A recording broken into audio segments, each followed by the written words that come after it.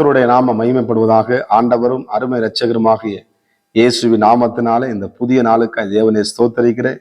இந்த நாளில கூட தேவன் நம்மோடு கூட பேசும்படி கேட்போமா? பரிசுத்தம் கிருபை நிறைந்த நல்ல தகப்பனை எங்களோடு கூட பேசுங்க ராஜா, இயேசுவின் நாமத்தின் பிதாவே. எடுத்து வாசிப்போம்.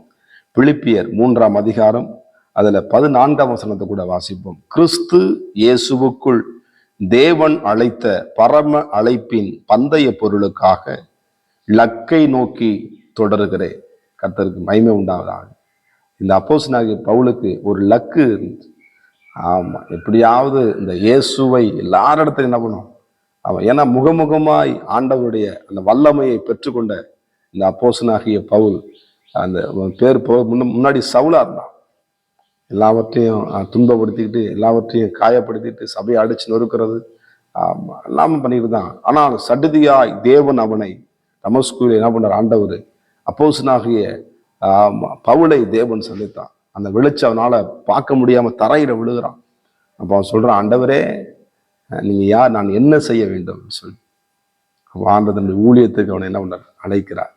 அருமையா தேவனுடைய இந்த காலை நேரத்தில் உங்களை பார்த்து தேவன் பேசு, உனக்கு ஒரு லக்கு இருக்கு.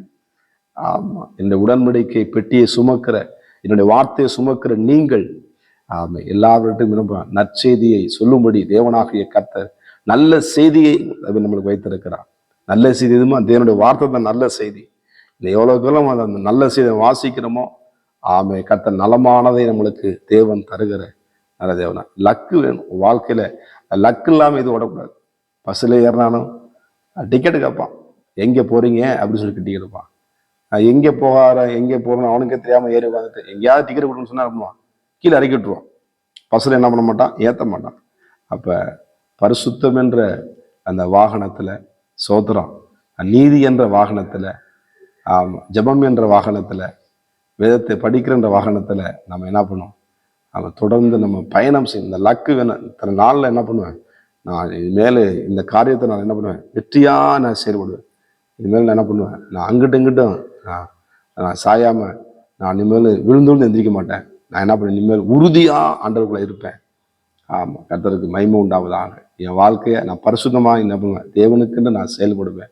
எனக்கு ஒரு லக்கு வச்சுக்கு, எனக்கு ஒரு தேவநாயகத்தை எனக்கு பரலோகத்தில் வீடுகளை தேவன் கட்டி வைத்திருக்கிறார். எனக்காக நித்திய ஜீவனை வைத்திருக்கிறார். எனக்கான ஆசீர்வாதமான குடும்பத்தை இந்த பூமியில கொடுத்திருக்கிறார். எனக்காக நல்ல பிள்ளைகளை தேவன் தந்திருக்கிறார். அதை நம்ம அதை லக்கு சரியான பிள்ளை லக்கு நோக்கி என்ன பண்ணணும். ஒரு பிள்ளை படிக்கணும்னு சொன்ன படிச்சு பேர் ஒரு லக்கு இருக்கணும்.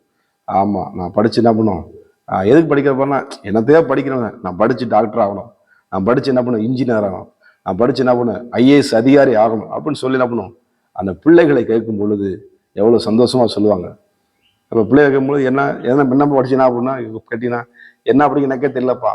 அப்ப ஆண்டவர் அந்த லக்கை தேவன் என்ன பண்ணுவாரு, கொடுப்பார். அந்த சரியான அந்த முடிவு எடுக்கக்கூடிய அந்த காரியங்கள்.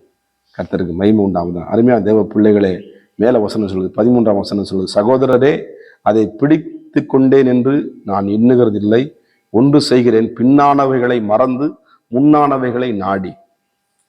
அப்ப தேவையில்லாத சிந்தனைகளை, தேவையான நம்முடைய காயப்படுத்துகிற, நம்முடைய வேதனைப்படுத்துகிற காரியத்தை முன்னாடி வச்சா நம்ம என்ன முடியாது, லக்க அடைய முடியாது. அலெக்சாண்டர் அவன் பார்த்தீங்கன்னா எத்தனையோ நாடுகள் என்ன பண்ணான், அவன் சிறு வயதில பிடிச்சான். அவனுக்கு லக்கு இந்த எல்லா நாடும் என்ன பண்ண பிடிக்குன்னு சொல்லிட்டு அந்த சிறு வயதுல என்ன பண்ண, அந்த வாலி பிரயாத்தில் என்ன பண்றான், அந்த நாடுகள்லாம் பிடிச்சான். எனக்கு அருமையா தேவ பிள்ளைகளை, பின்னானவைகள் வாழ்க்கையில, நம்ம வாழ்க்கையில அந்த பழைய காரியங்கள், பழைய சுபாவங்கள், அதெல்லாம் என்ன பண்ணும், பின்னானவைகளை மறந்து முன்பாக இருக்கிற நம்ம இயேசுவை நீங்க லக்கு வைத்து ஓடும் பொழுது, இயேசு கிறிஸ்துவையே கவனித்து பாருங்கள். பரம அழைப்பின் பந்தய பொருளுக்கு லக்கை நோக்கி நான் ஆசையாய் தொடர்கிறேன். கர்த்தருக்கு மகிமை உண்டாவதாக. எனக்கு அருமையா தேவ பிள்ளைகளே, இந்த லக்கை நோக்கி, ஆண்டவரே எனக்கு இந்த லக்கை கொடுத்துருக்கீங்க, இந்த தரிசனத்தை கொடுத்துருக்குறீங்க, ஆண்டவரே நான் தரிசனத்தை பிடித்து கொண்டு ஓடுவேன், இந்த லக்கை நோக்கி நான் ஓடுவேன். இந்த வருஷத்துல இவ்வளவு நாளில் நான் என்ன பண்ணப்பேன், உமக்காக நான் பரிசுத்தமாக வந்து அநேக ஆத்துமக்கள் ஆதாயம் பண்ணப்பேன் அப்படின்னு சொல்லி எனக்கு நீ சொல்லும் பொழுது, எனக்கு அருமையான தேவ பிள்ளைகளே, ஆண்டவர் நமக்கு லக்கை கொடுத்துருக்கிறார். ஆமா, உன்னை கூட நான் பெரிய ஜாதியாக்குவேன்னு சொல்லி ஆபிரகாமத்தை பார்த்து சொன்னார் ஆண்டவர். உங்களை கர்த்தர் பெரிய ஜாதி ஆக்குவார். நீங்க என்ன பண்ண, லக்க நிச்சயமா அடைவீங்க. ஐயோ நான் அப்படி பண்ண பிடிக்க மாட்டேன், நிச்சயமா தேவநாயகத்தை அதை என்ன வெற்றி பெறுவீங்க. அந்த முடிவெடுத்த வேலையை நான் பெற்றுக்கொள்ளணும், அந்த இந்த இந்த பொசிஷன் கிடைக்குமா, இந்த உயர்வு எனக்கு கிடைக்குமா, நிச்சயமா தேவன் உங்களுக்கு தருவார்.